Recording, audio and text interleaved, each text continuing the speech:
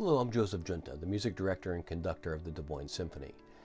Last week I was going through some emails, and someone asked me what recordings had most impacted me as I was growing up and as a conductor. As I contemplated the question, I reflected not only on my own history with recorded music, but realized I'd experienced it on so many formats, starting with vinyls, then 8-track tape, cassette tape, videotapes, CDs, DVDs, and now digital recordings and streamed video. What a history we have shared. As you might suspect, recordings have given me a wealth of insight over the years. But there was a moment, one of those life-changing aha moments of discovery that happened to me in 1981. I was listening to the Berlin Philharmonic's famous recording of Richard Strauss's Alpine Symphony. It was conducted by Herbert von Karajan, and it was the first compact disc I ever bought. It also happened to be the first classical work ever produced on the compact disc format. It was played in my apartment, blasting throughout 4 speakers. Yes, I was a quadraphonic nut. It was magnificent, epic and noble sounding, gushing with Strauss's lush melodies and harmonies and thick counterpoint. In one word, it was brilliant, and I was mesmerized. And then it hit me. What I was hearing in my own living room had surpassed any possible live performance. The sound was so perfect and overwhelming, it was superhuman. There was no way any orchestra could sound like that live, not even the Berlin Philharmonic. Technology had set the bar irrevocably high, and to this day it has affected how audiences respond to live music. That moment triggered my love-hate relationship with recorded sound. That said, I grew up in the golden age of recordings, when popular and classical music was being voraciously consumed by the public. Everyone had a record player in their home, which later became known as a stereo, referring to the 2-speaker stereophonic sound emulating from the machine. As time evolved, recorded sound was everywhere, from the car and office to elevators, movies, phones, and shopping malls, a phenomenon that continues to this day. All of my conducting teachers believed in the educational aspect of listening to recorded sound. Whenever I was assigned a new piece to learn, it was the unwritten rule that I would go to the library and listen to as many different recordings of the piece I could find. Using recorded sound to get familiar with performance practices and traditions can be very useful.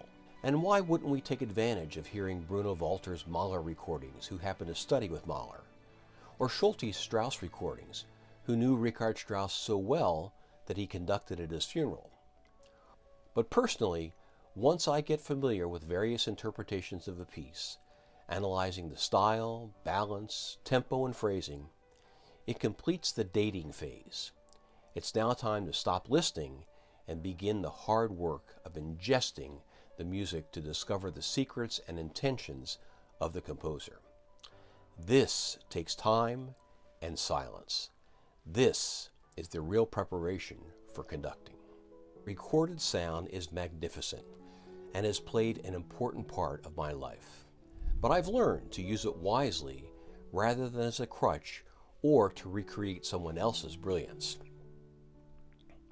I've been so fortunate to have collected thousands of vinyls, cassette tapes, and CDs for study purposes. And I also have a fair amount of pop recordings which I adore. These are the ones that I play in my car or pull up on the computer when doing something mindless and mundane. And they have played an equally important part in molding my life as a musician. So now, here are 10 recordings listed chronologically by recording date that have influenced my life and that I revere. They have and continue to bring me great joy. When I stop to think about it, I've probably heard each of them hundreds of times. The Best of Enrique Caruso. This was the first classical recording my family ever owned. This recording had some of his most beloved tunes, including O Sole Mio, Questa o Quella from Rigoletto, and Vesti la Giuba from Pagliacci. The arias, all recorded in Camden, New Jersey between 1907 and 1919, were a big part of my day when I was young. Rachmaninoff's Symphony No. 2 with the fabulous Philadelphians and Eugene Ormandy. This phrase was invented by some record label's marketing department during Stokowski's reign, and it has stuck with them ever since. The Philadelphia Orchestra and Ormandy had a great relationship with Rachmaninoff, who thought of them as the best orchestra in the world. He even dedicated his final piece, the Symphonic Dances, to them. This 1951 recording is beautifully played, and I rate it as one of the greatest performances of all time. I played this recording so much that my parents had to buy me a second one. Sinatra at the Sands. This was Old Blue Eye's first live album to be commercially released. He was accompanied by the great Count Basie Orchestra. It was recorded live in the Copa Room of the Sands Hotel. It attracted my attention as a teenager while I was writing arrangements for my band. Number 4. John Browning, Barber's Piano Concerto, the Cleveland Orchestra, and George Zell. This vintage recording was an important part of my collection.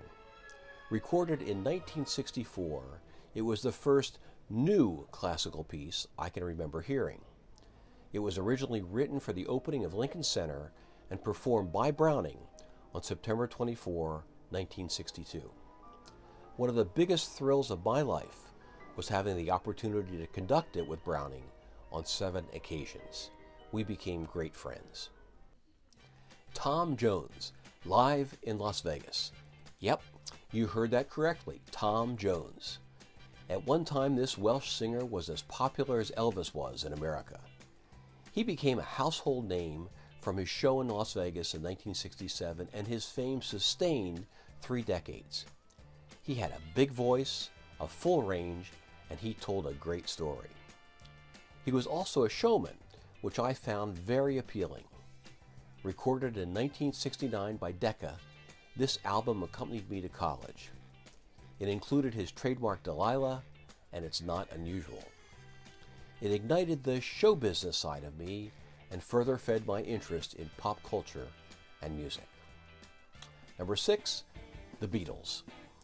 It was impossible for a young, impressionable, budding musician to ignore the shaggy-haired bad boys from the UK. They took America and the world by storm and still stand as one of the most successful pop icons in history. Their music was new, different, and most of all, old people hated it, which fueled my passion for their music even more. I own 5 of their albums, recorded between 1967 and 1969. Sgt. Pepper's Lonely Hearts Club Band, Magical Mystery Tour, and the White Album, Yellow Submarine, and Abbey Road. Their spirit and anti-establishment dogma was highly contagious at the dawn of the Vietnam era. I was just beginning to think about the world around me, and their music seemed to communicate the tumultuous times we lived in. Number 7, Frank Sinatra, Old Blue Eyes is Back. This 1973 recording came right after Sinatra's brief retirement, as the title suggests. Its lush string writing shows arrangers Don Costa and Gordon Jenkins at their very best, and includes Joe Raposo's You Will Be My Music, Stephen Sondheim's Send in the Clowns, and Paul Anka's Let Me Try Again. This music demonstrates once again Sinatra's unique talent for phrasing, impeccable intonation, and compelling storytelling. Number 8, the complete Brahms Symphonies. Herbert von Karajan conducts the Berlin Philharmonic. This CD set was recorded in 1977 and 1978, and as always beautifully played by this great orchestra. The elegance, class, and nobility of Brahms' music is portrayed here by one of the most gifted conductors of the 20th century. I've probably heard 50 different recordings of these pieces, and maybe just as many performed live, as well as having conducted each of the 4 symphonies many times. These recordings set the standard even today. Number 9. Richard Strauss's Alpine Symphony. This remarkable recording by von Karajan on the Berlin Phil was, as I mentioned, the first compact disc I ever owned, and the first classical work ever to be recorded on the compact disc format. This 1981 recording was full of the typical lush harmonies and soaring melodies Strauss was known for. The piece describes a day of mountain climbing. I remember being so amazed at how beautifully music could be and tell a story in the absence of words. Gustav Mahler's Symphony No. 5. George Schulte conducts the Chicago Symphony. This 1991 recording stands among the finest recordings of this piece, with great orchestral playing under Schulte's distinctive concepts of sound, style, and energy. By the time I bought this CD, I had conducted the Chicago Symphony many times and had attended countless rehearsals and concerts. It's still the orchestral sound I hear in my head when studying Mahler, Bruckner, Strauss, and Wagner. Finally, at this point in my career, my relationship with recorded sound has progressed to be on the other side of recordings, and that is always a very unique and special experience. By 1987, I had guest conducted both the Philharmonia and London Philharmonic several times and was invited to record the Britten and Cacciatorian Piano Concerti with British pianist Annette Servadet. The CTS recording studio was where many famous English recordings were made, including some by the Beatles. 467 takes later, over 4 sessions, a CD was produced that the BBC called one of the best recordings of 1987 in the UK. In 1993, my pianist friend of more than 30 years, Earl Wild, came to Des Moines to play with me and the Des Moines Symphony, and during this time, we recorded his Dudar variations as well as the Gershwin Concerto in F.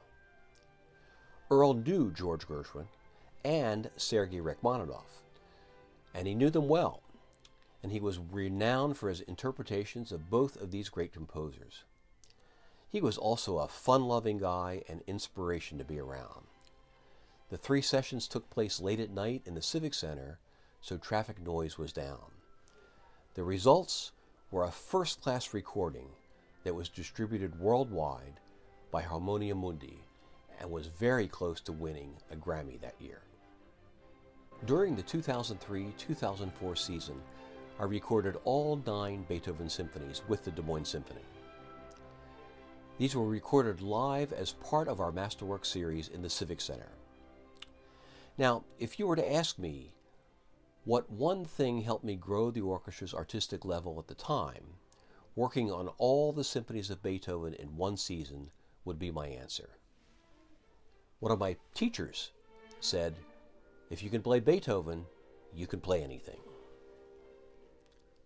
And finally, as trends move toward more media-rich programs in the 21st century, and the establishment of the remarkable and unique John and Mary Papajohn Sculpture Park in downtown Des Moines, I asked Minnesota composer Steve Heitzig to write a symphony in Sculptor 1, 2, and 3.